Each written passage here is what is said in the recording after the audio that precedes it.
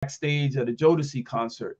And he walked up to me and he put his hands on the wall near me. He's like, yo, bro, every time I see you, I just get vexed like that. And he said some shit like, I want to take some kind of drug. I don't know what drug he mentioned, but that's what he said at that moment. Like he needed some sort of drug to bring him down from how angry I made him. And so, I didn't say nothing to him. I was like, that was before Palladium. So meanwhile, again, we saw each So other. the tension was high already. The tension Yeah, was high. it was hot. Yeah. So anyway, that night I turned the corner. Before you know it, we're on Herald Square. We're right there where Macy's Parade is staged, and his car veered over to kind of cut my Jeep off, so that I had to pull up on an island in Herald Square.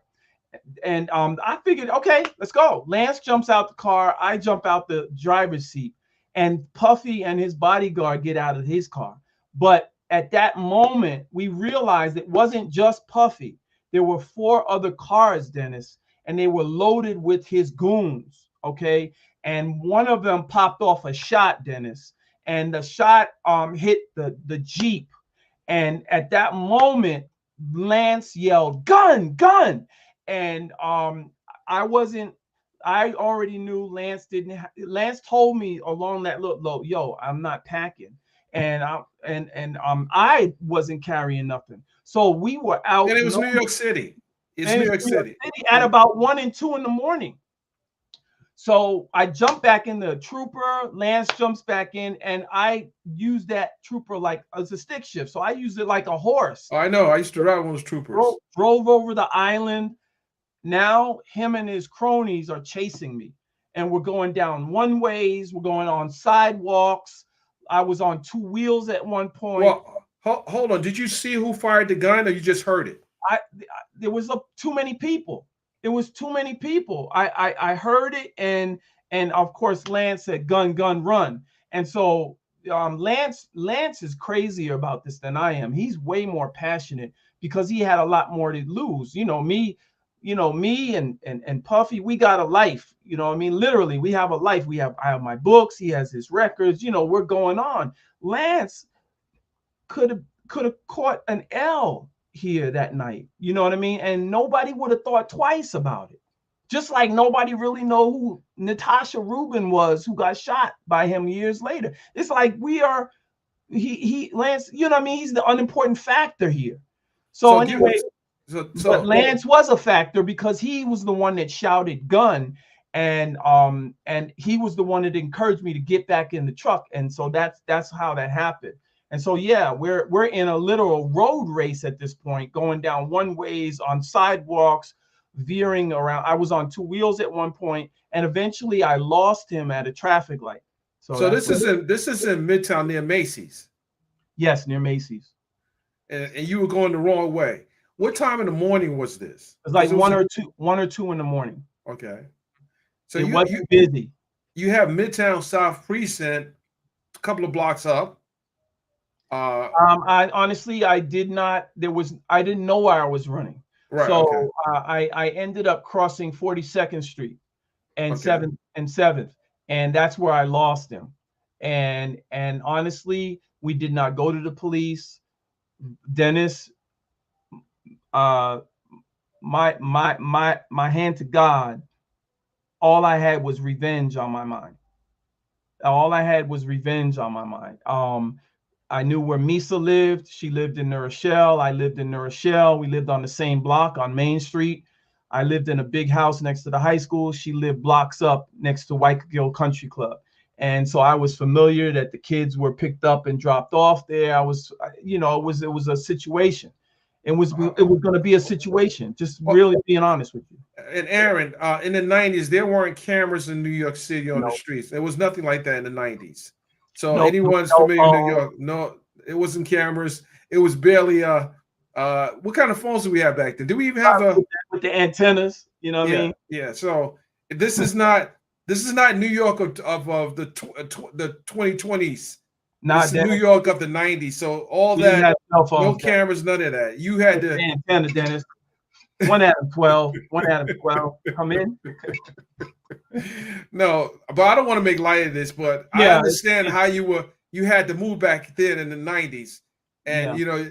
if you had to have a two-way the MCI two-way pages back then. And, Pagers. and you couldn't beam no help either. It was different back then. It was So different. when people hear stories back in the 90s, you got to put yourself in the mindset there. You would have had to get on the corner, pull some quarters out your pocket, and or maybe it was quarters. Dimes are back in the 80s.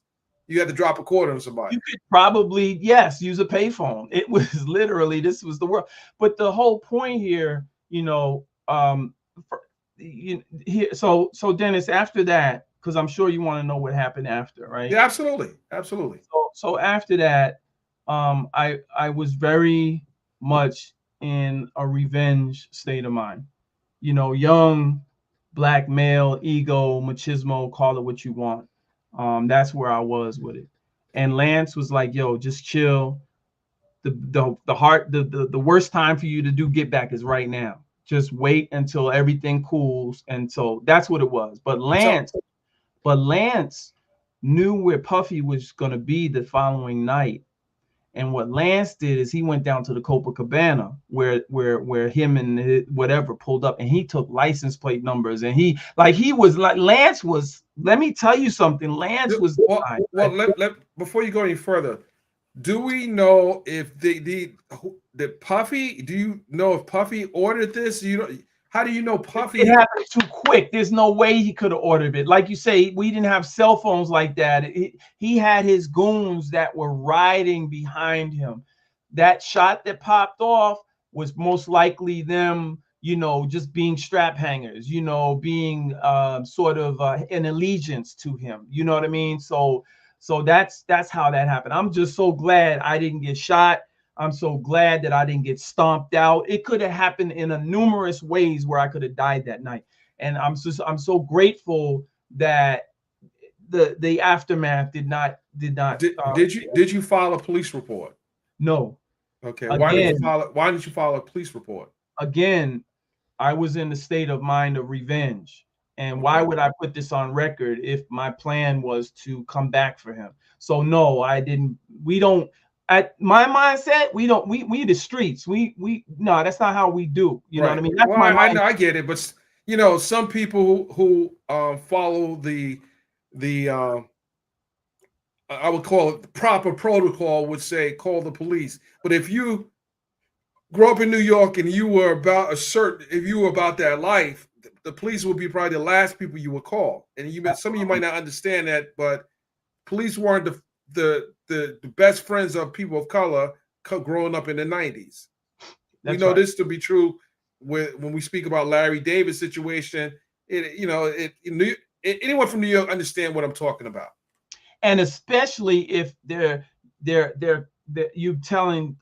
bringing attention to somebody that has money and influence and fame, then you're really outnumbered. You know what I mean? Because the person with the money and the influence and fame is the guy that really can pay people off or has influence or what have you. So I already knew that I was outnumbered anyway. The only way for me to do was get back at him.